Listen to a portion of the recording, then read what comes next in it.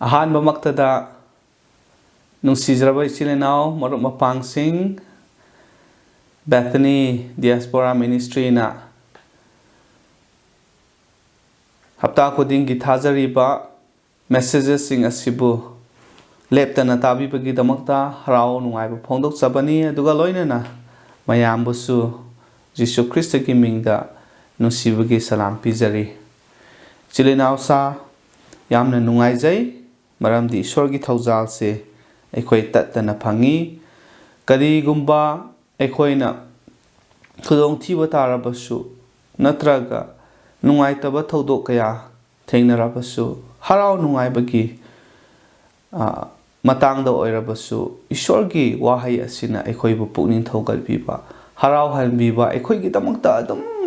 asumaina tattana ngangbiba ase khanba matamda aikhoi yamna laibak phabani Ishwarbu thagatsi ngasigi aikhoi ngaktang taminagadawriba Ishwargi wahai asigi text asi 1 Peter gi chapter 1 verse 5 asidagi aikhoi yengminasi title ngasi ngangadawriba aikhoi gi maru oiba wafam adudi kept by the power of God haibani Manipuri da Tengban Mapugi Panggalna nakhoibu ngaktuna thambi haibani Prabhu Ishwar mahakki Pangal aduna ngaktuna thambiba asigi matang asida aikhoi ngaihaktang taminasi Ishwargi presence Ishwarna loina biba se aikhoi Christian singi aduga Ishwargi macha singi damakta yamna nungaiba yamna laibak phaba amani maramdi masigi ningsingba matamda Ishwarna aikhoi su loina bi Ishwar se aikhoi gi nakta lei haibase khanba matamda aikhoi da yamna harauba nungaiba aduga pangal hapibani aduna masigi matang asida aikhoi tattana conscious oigadabani ningsingba darkar oye aduga loinana Ishwargi presence mana loina biba mana aikhoi inakta leibiba du khakta natana Ishwarna aikhoi gi damakta promises mayam su piri macha singi damakta aduna Ishwargi promises sing ase thawai gi oirabasu hakchang gi oirabasu macha oiriba aikhoi gi damakta mana thambikhraba pibikhraba promises sing ase aikhoi yamna mamal leiba mamal yamlaba khudol am oina aikhoi chetna phajana aikhoi luna thamba darkar oi aduga loina ichilinaw sa ngasigi marakta Ishwargi promises sing magi presence sing loina biba sikhakta natadana magi power Ishwargi shakti pangal ase yamna chawi aduga asukematik kalli changdam ningai leite madugi power adu macha singi damakta karam haina Ishwarna pibi bage haibase aikhoi munna khanthaba darkar oi masigi matangda the power of God Ishwargi pangal ase masi aikhoi punsida focus constantly haibadi leppa laitana aikhoi ningsingba darkar oye maduda aikhoi yengba darkar oye maramdi aikoina leiriba prithvi ase amada chalabasu kadai da leirabasu asigumba awaba kudong thiba khatna chainaba langi oiba natraga laina mayam amasu adum mafam khudingda leibani aduna masigi mayam maraksida aikoi leibu matamda madu mayam do aikoi ni yenglaga maduda khaktang aikoi gi mise thamba tarabadi aikoi mangda haibadi future gi oiba mayam adu aikoi thengnaba ngamoi aduga present gi huji ki oiba awaba mayam asu adu so aikoi thengnaba ngamoi adu oiba taragadi aikoi na Ishwargi pangal Ishwargi power asida aikoi constant oina focus tawba mathau tai maramdi karigino Ishwargi mising asi Ishwarna mahaki pangal aduna chetna phajana thambi haibase ꯑꯩꯈꯣꯏꯅ ꯎꯕꯅꯤ 1 Peterꯒꯤ chapter 1 verse 5 ꯗ ꯑꯩꯈꯣꯏꯅ ꯍꯧꯖꯤꯛ ꯄꯥꯊꯣꯛꯈꯤꯕ ꯑꯗꯨꯅꯤ ꯑꯩꯈꯣꯏ ꯃꯅꯤꯄꯨꯔꯤꯗ ꯑꯩ ꯑꯃꯨꯛꯇꯪꯒ ꯄꯥꯊꯣꯛꯆꯒꯦ ꯑꯔꯣꯏꯕ ꯃꯇꯝꯗ ꯐꯣꯡꯗꯣꯛꯅꯕ ꯊꯧꯔꯥꯡ ꯇꯧꯔꯕ ꯑꯔꯥꯟ ꯈꯨꯕꯝ ꯑꯗꯨꯒꯤꯗꯃꯛ ꯅꯈꯣꯏꯒꯤ ꯊꯥꯖꯕꯒꯤ ꯃꯄꯥꯟꯅ ꯇꯦꯡꯕꯥꯡ ꯃꯄꯨꯒꯤ ꯄꯥꯡꯒꯜꯅ ꯅꯈꯣꯏꯕꯨ ꯉꯥꯛꯇꯨꯅ ꯊꯝꯕꯤ ꯍꯥꯏꯕꯅꯤ ꯌꯥꯝꯅ ꯅꯨꯡꯉꯥꯏ ꯏꯁꯣꯔꯒꯤ ꯋꯥꯍꯩꯅꯤ ꯑꯗꯨꯅ ꯏꯁꯣꯔꯒꯤ ꯄꯥꯡꯒꯜ ꯑꯁꯦ ꯀꯗꯥꯏꯗ ꯎꯏ ꯕꯥꯏꯕꯜ ꯑꯁꯤꯗ ꯑꯩꯈꯣꯏꯅ ꯄꯥꯕ ꯃꯇꯝꯗ creation ꯏꯁꯣꯔꯅ ꯇꯥꯏꯕꯪꯄꯥꯜ ꯂꯩꯔꯤꯕ ꯈꯨꯗꯤꯡꯃꯛ ꯑꯁꯦ ꯁꯦꯝꯕ ꯃꯇꯝꯗ ꯏꯁꯣꯔꯒꯤ ꯄꯥꯋꯔ ꯑꯁꯦ ꯑꯩꯈꯣꯏꯅ ꯌꯥꯝꯅ ꯁꯦꯡꯅ ꯎꯕ ꯐꯪꯉꯤ this is evident in God's creation ꯏꯁꯣꯔꯒꯤ ꯄꯥꯡꯒꯜ ꯑꯁꯦ ꯑꯗꯨꯒ ꯃꯥꯅ ꯁꯦꯝꯕ ꯃꯌꯥꯝ ꯑꯁꯦ ꯑꯩꯈꯣꯏꯅ ꯈꯪꯉꯤ creation story ꯑꯌꯥꯝꯕꯅ ꯑꯩꯈꯣꯏ ꯈꯪꯉꯤ ꯑꯍꯥꯟꯕꯗ ꯀꯔꯤꯁꯨ ꯂꯩꯔꯝꯗꯕ ꯑꯗꯨꯗ ꯏꯁꯣꯔꯅ ꯈꯨꯗꯤꯡꯃꯛ ꯑꯁꯤ ꯁꯦꯝꯂꯛꯄꯅꯤ ꯎꯔꯤꯕ ꯃꯤꯠꯅ ꯎꯔꯤꯕ ꯑꯗꯨꯒ ꯃꯤꯠꯅ ꯎꯕ ꯐꯪꯗ꯭ꯔꯤꯕ ꯎꯁꯨ ꯎꯗ꯭ꯔꯤꯕ ꯎꯕ ꯉꯝꯗꯕ ꯀꯌꯥ ꯑꯁꯤꯁꯨ ꯂꯣꯏꯅꯃꯛ ꯑꯁꯤ ꯇꯥꯏꯕꯪ ꯃꯥꯂꯦꯝ ꯄꯨꯝꯅꯃꯛꯇ ꯂꯩꯔꯤꯕ ꯈꯨꯗꯤꯡꯃꯛ ꯑꯁꯤ ꯏꯁꯣꯔꯒꯤ ꯈꯨꯠꯁꯦꯝ ꯉꯥꯛꯇꯅꯤ ꯑꯗꯨꯒ ꯁꯥꯃꯤꯁꯁꯤꯡꯅ ꯃꯈꯣꯏꯒꯤ ꯂꯥꯏꯁꯣꯜ ꯏꯁꯩ ꯏꯕ ꯃꯐꯝ ꯑꯁꯤꯗ ꯑꯩꯈꯣꯏꯅ ꯌꯦꯡꯕ ꯀꯥꯟꯗ ꯄꯥꯕ ꯀꯥꯟꯗ ꯁꯥꯃꯤꯁꯁꯤꯡꯅ ꯑꯌꯥꯝꯕ ꯃꯇꯝꯗ ꯏꯁꯣꯔꯒꯤ ꯈꯨꯠꯁꯦꯝ ꯃꯌꯥꯝ ꯑꯁꯤꯕꯨ ꯎꯏ ꯃꯈꯣꯏꯅ ꯁꯩꯊꯥꯔꯒ ꯊꯤꯝ ꯑꯣꯏꯅ ꯃꯈꯣꯏꯅ ꯏꯕꯅꯤ ꯑꯗꯨꯅ ꯏꯁꯣꯔꯒꯤ ꯄꯥꯋꯔ ꯏꯁꯣꯔꯒꯤ ꯁꯛꯇꯤ ꯄꯥꯡꯒꯜ ꯑꯁꯦ ꯏꯁꯣꯔꯒꯤ ꯈꯨꯠꯁꯦꯝꯁꯤꯡ ꯑꯁꯤꯗ ꯎꯕ ꯐꯪꯉꯦ ꯍꯥꯏꯕꯁꯦ ꯃꯈꯣꯏꯅ ꯌꯥꯝꯅ ꯁꯦꯡꯅ ꯁꯨꯃꯥꯏꯅ ꯏꯕꯤꯕꯅꯤ ꯑꯗꯨꯒ the power of God in the history of Israel ꯃꯆꯥꯁꯤꯡꯒꯤ history ꯑꯁꯦ ꯑꯩꯈꯣꯏ ꯄꯥꯕ ꯃꯇꯝꯗ ꯑꯁꯨꯛꯀꯤ ꯃꯇꯤꯛ ꯏꯁꯣꯔꯒꯤ ꯄꯥꯡꯒꯜꯁꯦ ꯂꯩ ꯍꯥꯏꯕꯁꯦ ꯎꯠꯄꯅꯤ ꯑꯦꯛꯖꯥꯝꯄꯜ ꯑꯃꯗ ꯑꯩꯈꯣꯏꯅ ꯑꯦꯛꯁꯣꯗꯁꯀꯤ ꯁ꯭ꯇꯣꯔꯤ ꯑꯁꯤꯗ ꯌꯦꯡꯕ ꯀꯥꯟꯗ ꯐꯖꯅ ꯗꯣꯀꯨꯃꯦꯟꯇꯦꯠ ꯇꯧꯕꯅꯤ ꯑꯦꯛꯁꯣꯗꯁꯇ ꯏꯖꯔꯦꯜ ꯃꯆꯥꯁꯤꯡꯒꯤ ꯄꯨꯟꯁꯤ ꯋꯥꯔꯤ ꯑꯁꯤꯗ ꯏꯁꯣꯔꯒꯤ ꯄꯥꯡꯒꯜ ꯎꯕꯁꯦ God revealed his power in many ways ꯏꯁꯣꯔꯅ ꯃꯥꯒꯤ ꯄꯥꯡꯒꯜ ꯑꯁꯦ ꯇꯣꯉꯥꯟ ꯇꯣꯉꯥꯟꯕ ꯃꯑꯣꯡꯗ ꯎꯠꯄꯤ ꯑꯩꯈꯣꯏꯅ ꯅꯤꯡꯁꯤꯡꯕ ꯌꯥꯕ 10 plagues ꯑꯁꯤ ꯏꯖꯤꯞꯇ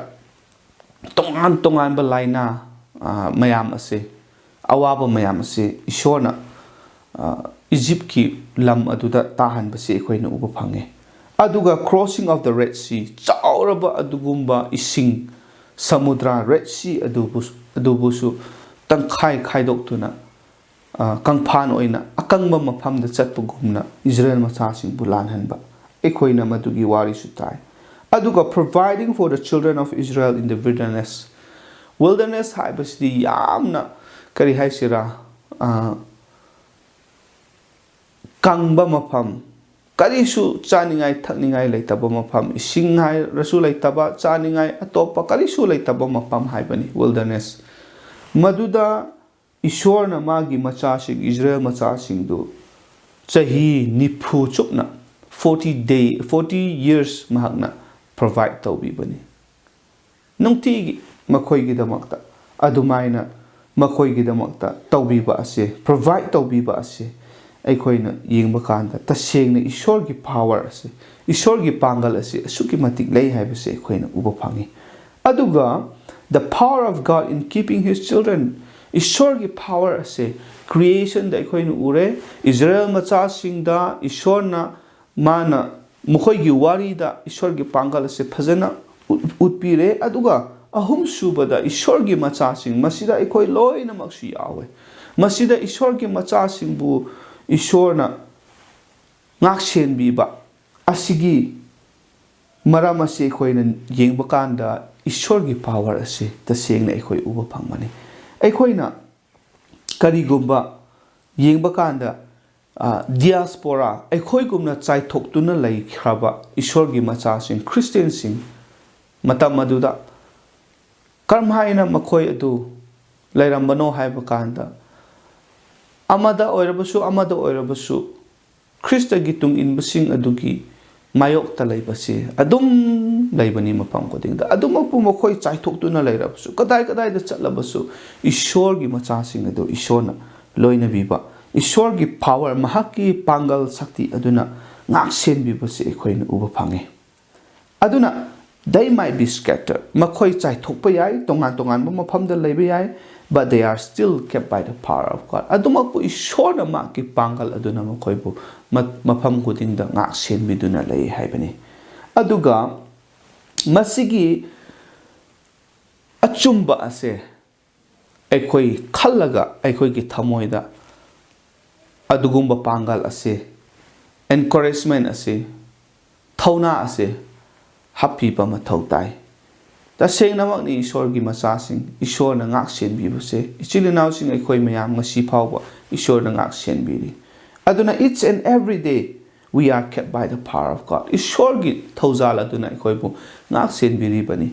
ꯑꯁꯨꯛ ꯇꯝꯊꯤꯈ꯭ꯔꯕ ꯄ꯭ꯔꯤꯊꯤꯕꯤ ꯑꯁꯤꯗ ꯑꯃꯒ ꯑꯃ ꯅꯨꯡꯁꯤꯅꯗ꯭ꯔꯕ ꯃꯇꯝ ꯑꯁꯤꯗ ꯂꯥꯟ ꯃꯔꯛ ꯑꯁꯤꯗ ꯑꯗꯨꯒ ꯑꯁꯨꯛꯀꯤ ꯃꯇꯤꯛ ꯃꯥꯒꯤꯗꯃꯛ ꯈꯛꯇꯪ ꯈꯟꯅꯈ꯭ꯔꯕ ꯃꯐꯝ ꯑꯁꯤꯗꯁꯨ ꯏꯁꯣꯔꯅ ꯑꯩꯈꯣꯏꯕꯨ ꯉꯥꯛꯁꯦꯟꯕꯤꯗꯨꯅ ꯏꯁꯣꯔꯅ ꯑꯩꯈꯣꯏꯒꯤꯗꯃꯛꯇ ꯍꯛꯆꯥꯡꯒꯤ ꯗꯔꯀꯥꯔ ꯑꯣꯏꯕꯁꯤꯡꯁꯨ ꯄꯤꯕꯤꯔꯤ ꯊꯋꯥꯏꯒꯤꯗꯃꯛꯇꯁꯨ ꯃꯍꯥꯛꯀꯤ ꯋꯥꯍꯩꯗꯒꯤ ꯑꯩꯈꯣꯏꯕꯨ ꯄꯨꯛꯅꯤꯡ ꯊꯧꯒꯠꯄꯤꯕꯒꯤ ꯑꯁꯤꯒꯨꯝꯕ ꯇꯥꯟꯖꯥꯁꯨ ꯏꯁꯣꯔꯅ ꯄꯤꯕꯤꯔꯤ ꯑꯗꯨ ꯑꯣꯏꯔꯕꯗꯤ ꯏꯁꯣꯔꯅ ꯑꯩꯈꯣꯏꯕꯨ ꯇꯁꯦꯡꯅꯃꯛ ꯀꯗꯥꯏ ꯆꯠꯂꯕꯁꯨ ꯃꯐꯝ ꯑꯗꯨꯗ ꯂꯩꯔꯕꯁꯨ ꯁꯤꯗ ꯂꯩꯔꯕꯁꯨ ꯆꯥꯏꯊꯣꯛꯇꯨꯅ ꯂꯩꯔꯕꯁꯨ ꯏꯁꯣꯔꯅ ꯉꯥꯛꯁꯦꯟꯕꯤ ꯍꯥꯏꯕꯁꯦ ꯑꯩꯈꯣꯏꯅ ꯈꯪꯕꯅꯤ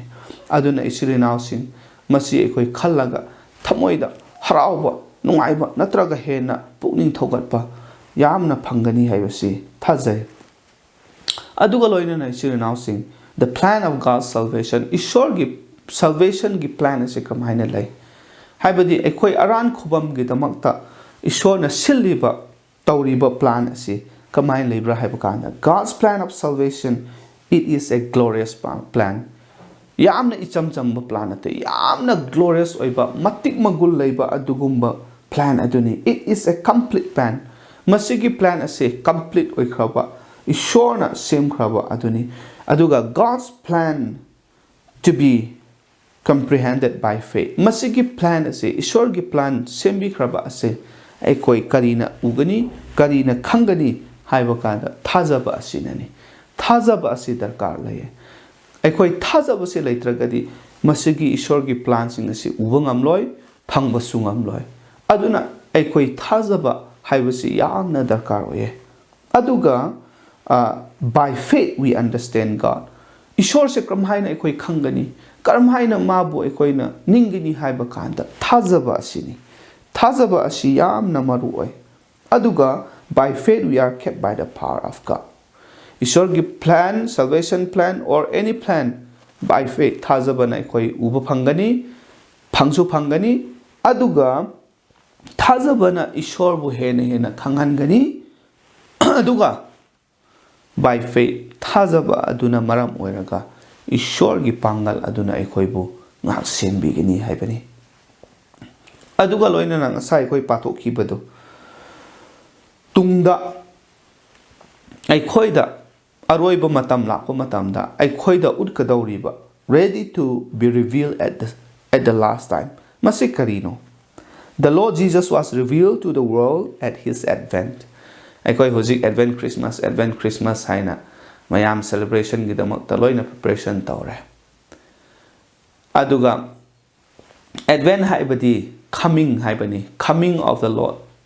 Jesus Christ lakpagi harau nungai bagi celebration aduni advent haibase aduna Jesus Christ ase taibang panda ahan ba lakpa matamda mahak angang oina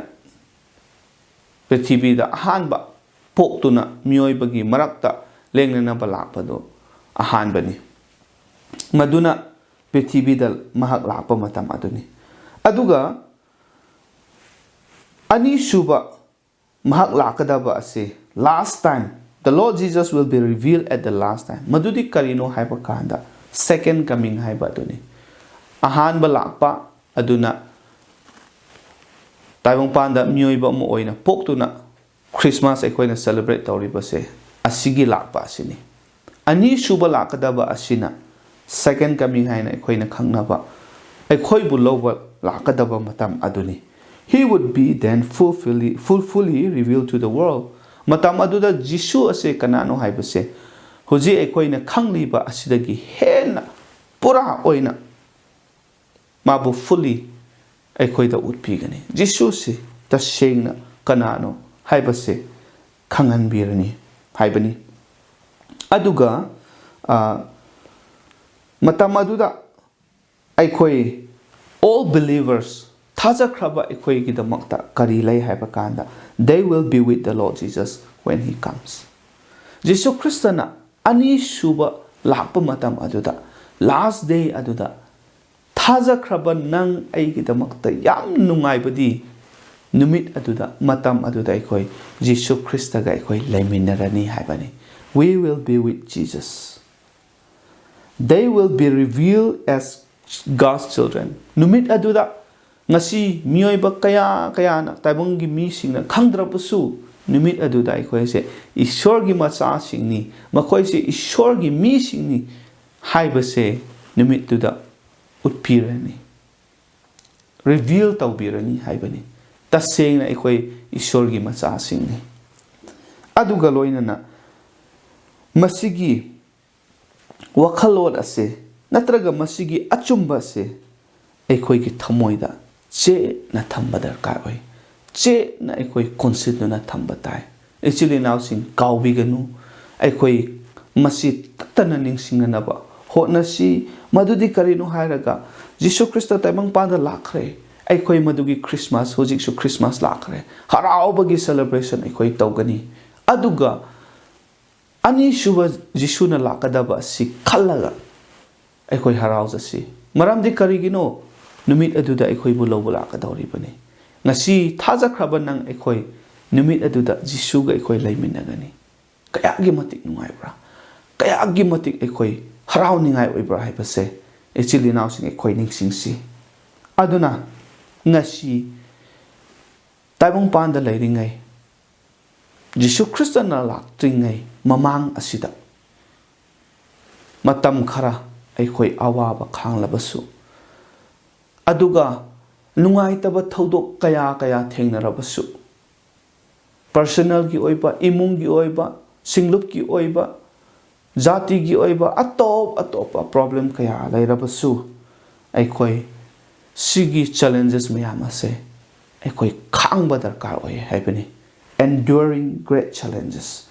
aduna sometimes we lose our perspective amidst suffering aduna ekoi suffering awaba mayam se thengnaba matamda ekoi gi perspective ase manghanba natraga tonga na chakhi basu yamna leitaba nate aduna ekoi awaba du khaktang khallaga leiba tarabadi aduga ekoi gi family gi worries mayam du khaktang du da ekoi wakhanse leikraba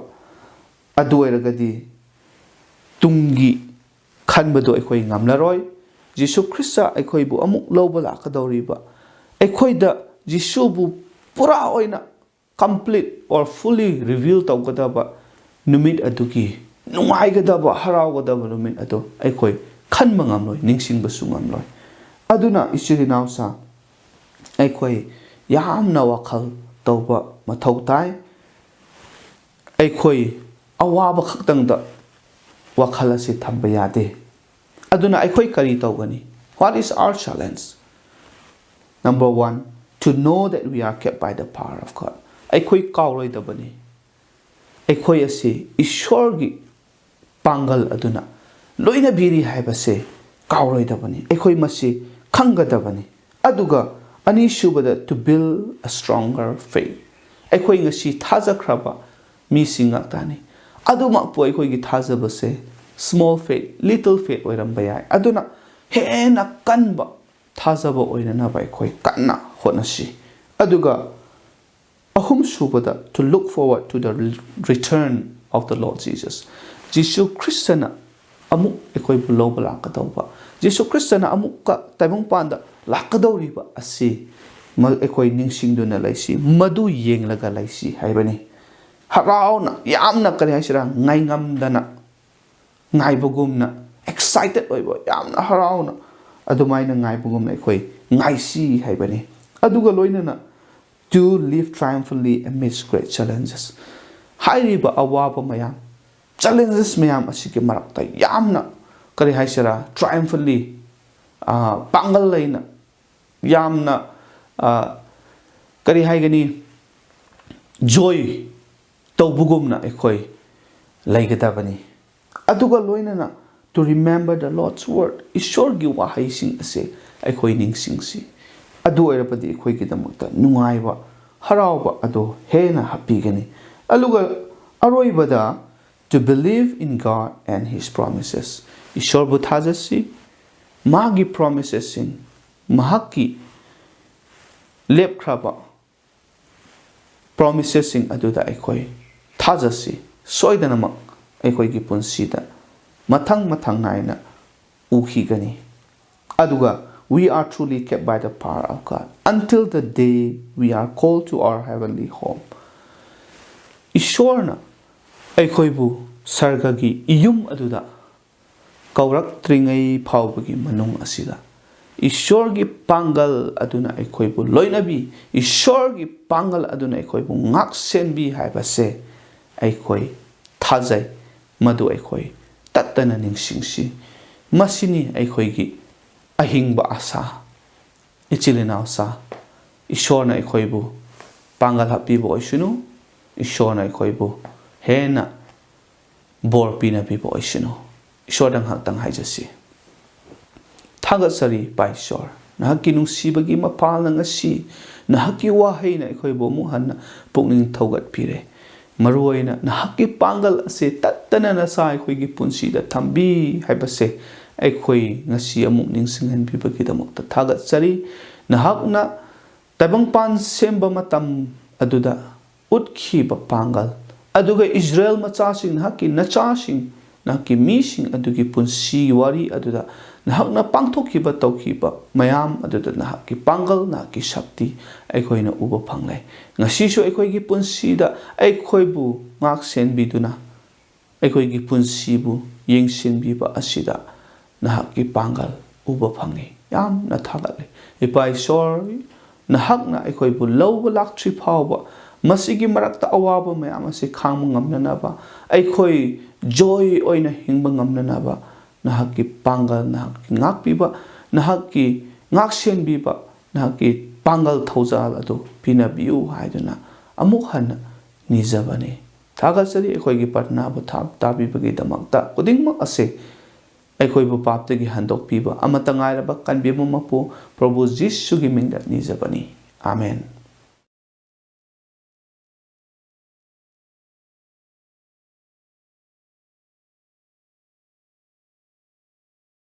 Have you been to Jesus for the cleansing power? Are you washed in the blood of the Lamb? Are you fully trusting in His grace this hour? Are you washed in the blood